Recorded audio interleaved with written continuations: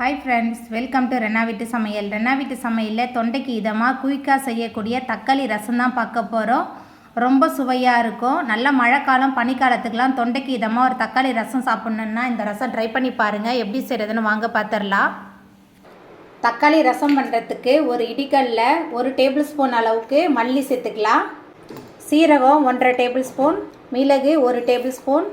மிளகு, மல்லி, சீரகம் 3த்தையும் சேர்த்துட்டு நல்லா தட்டிடலாம். கொரகொரப்பாக தட்டி எடுத்தால் ரசம் நல்ல சுவையாக இருக்கும். இது கூடவே 7-8 பல் பூண்டு தோலோடு சேர்த்துக்கலாம். தோலோடு சேர்க்கும்போது நல்ல மணமாக இருக்கும். பூண்டு தோலோடு சேர்த்து நம்ம ரசம் வைக்கும்போது ரொம்ப சுவையாகவும் மணமாகவும் இருக்கும்.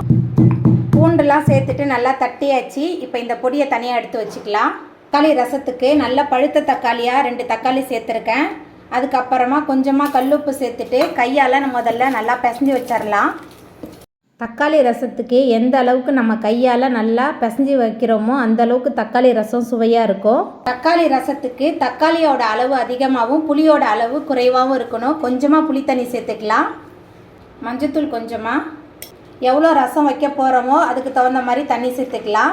ஒரு கைப்பிடி நிறைய கொத்தமல்லி தழை சேர்த்துக்கலாம். அதுக்கப்புறமா கொஞ்சமாக கருவேப்பிலை சேர்த்துட்டு மறுபடியும் எல்லாத்தையுமே கையாலேயே நல்லா பிசைஞ்சு வச்சிடலாம். கையாலேயே நம்ம பிசையும் போது நல்ல மணமாக இருக்கும். கைக்குன்னு ஒரு மணம் இருக்குது. தக்காளி ரசத்துக்கு ரெடி பண்ண தக்காளி புளிக்கரைசல் ரெடியாக இருக்குது. இப்போ தக்காளி ரசம் எப்படி பண்ணுறதுன்னு பார்த்துடலாம். ரசம் தாளிக்கிறதுக்கு அடுப்பில் கடாய் வச்சுருக்கேன். இப்போ கொஞ்சமாக எண்ணெய் சேர்த்துக்கலாம். 2 ஸ்பூன் அளவுக்கு எண்ணெய் சேர்த்துருக்கேன். எண்ணெய் சூடாகி வரட்டும். எண்ணெய் சூடாகி வந்துட்டு கடுகு சேர்த்துக்கலாம். வெந்தயம் 1 ஸ்பூன் அளவுக்கு சேர்த்துக்கலாம். கடுகு வெந்தயம் நல்லா பொரிஞ்சதுக்கப்புறமா 2 காஞ்ச மிளகாய் சேர்த்துக்கலாம். கூடவே இடிகளில் வச்சு தட்டின மிளகு, சீரகம், அதுக்கப்புறமா பூண்டெல்லாம் சேர்த்துட்டு நல்லா வதக்கிடலாம். வதக்கும் போதே நல்ல மணமாக இருக்குது. ரொம்ப சுவையாக இருக்கும் இந்த தக்காளி ரசம். முதல் முறையாக நீங்கள் இப்போ தான் ரசம் வைக்க ட்ரை பண்ணுறீங்கன்னா கண்டிப்பாக இந்த முறையில் ட்ரை பண்ணி பாருங்கள். ரொம்ப சூப்பராக இருக்கும். தட்டி வச்ச மிளகு, சீரகம், பூண்டு எல்லாத்தையும் சேர்த்துட்டு நல்லா கலந்து விட்டு வதக்கியாச்சு. நம்ம ரசத்துக்கு அதிக சுவையை கொடுக்க போகிறதே இந்த ரசப்பொடி தான். அதுக்கப்புறமா இதில் நம்ம கரைச்சி வச்சுருக்கிற தக்காளி புளிக்கரைசல் சேர்த்துடலாம். ரொம்ப சுவையாகவும் மணமாகவும் இருக்கும். தக்காளி புளிக்கரைசல் சேர்த்துட்டு நல்லா கலந்து விட்டுடலாம். ரசம் கொதிக்கக்கூடாது, அங்கங்கே நுரக்கட்டி வரட்டும்.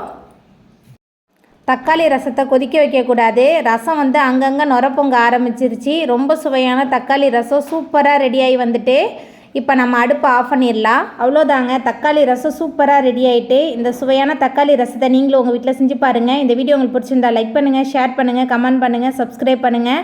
அப்படியே பக்கத்தில் உள்ள பெல் பட்டனை கிளிக் பண்ணிடுங்க. என்னோடய வீடியோ பொறுமையாக பார்த்தவங்க எல்லாருக்குமே ரொம்ப நன்றி.